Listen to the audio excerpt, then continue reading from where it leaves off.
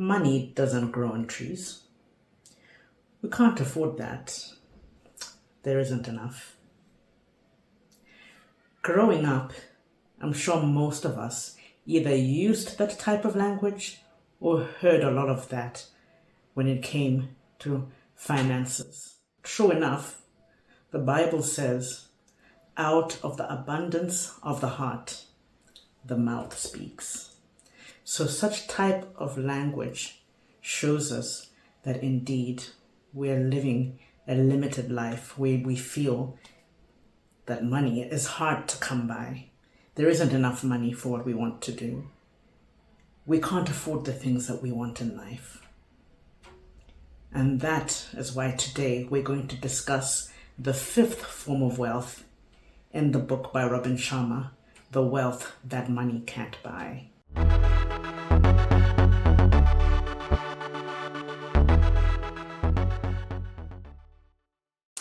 Welcome to Living It Up with Isabel. This is the place where we learn to live the life that we love and love the life that we live. My name is Isabel. I'm the first president of the Institute of Marketing in Malawi, and in 2023, I was recognized to be among the top 100 most inspiring women in Malawi. In 2024, I was recognized to be a woman of substance by the Institute of Marketing in Malawi. Over the past weeks, we've been talking about the different forms of wealth from Sharma's book, The Wealth That Money Can't Buy. We have discussed growth, we have discussed health, we've discussed family and craft, and today we're going to talk about financial wealth. In his book, Robin shares various ways in which we can grow our wealth in terms of financial wealth. But today, I would like to share two key things that really resonated with me. First is what I started talking about in my introduction, the words that we use. Robin challenges us to use wealth words. Instead of saying things like, we cannot afford it, you start to ask yourself, how can I afford that? And this gets your mind to start thinking about ways in which you can actually start to create or generate money to help you afford the things that you want.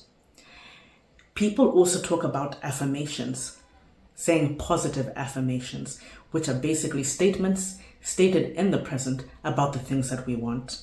So we can say, I am always making enough money for the things that I want in life. Recently, I came across a podcast from Mind Valley where they took it a step further beyond affirmations with what they call lofty questions. So a lofty question is a question that you ask yourself based on the things that you really want. This statement or this question starts with a why, and you must always include always in the statement. So for instance, why am I always making more money than I need? Why do I have so much money in my bank account? Why are all my investments always doing so well? So these are the kind of lofty questions that you need to start saying to yourself. The wealth words to replace the negative statements, the limiting statements that come from the limiting beliefs that we have. The second thing that Robin talks about is the need to be more relational rather than transactional when it comes to growing our financial wealth. So this reminds me about how I started up in consulting in 2018.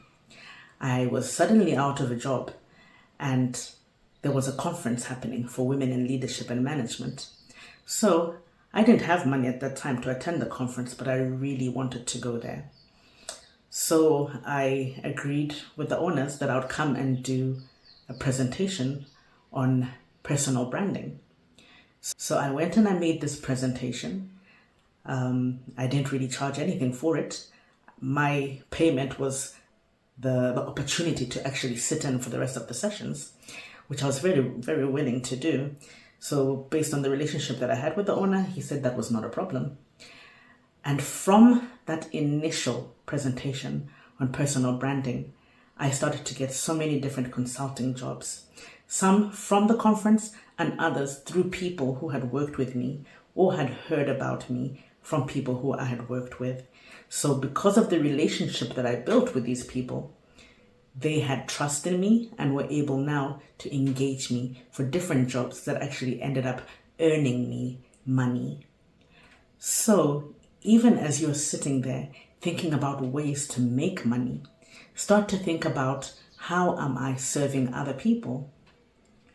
Make it something relational. Look at the people's needs and then start thinking of how you can deliver on those needs and later on earn money.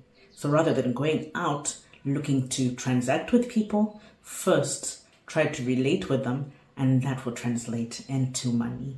I really want to encourage you to start examining the words that you're using. Are the words that you're saying limiting words, or are they wealthy words? So start asking yourself lofty questions. Why am I always making so much money? Why do I have enough money to spend on the things that matter to me? Why is my salary increasing every month? Why am I always being blessed with money from known and unknown sources?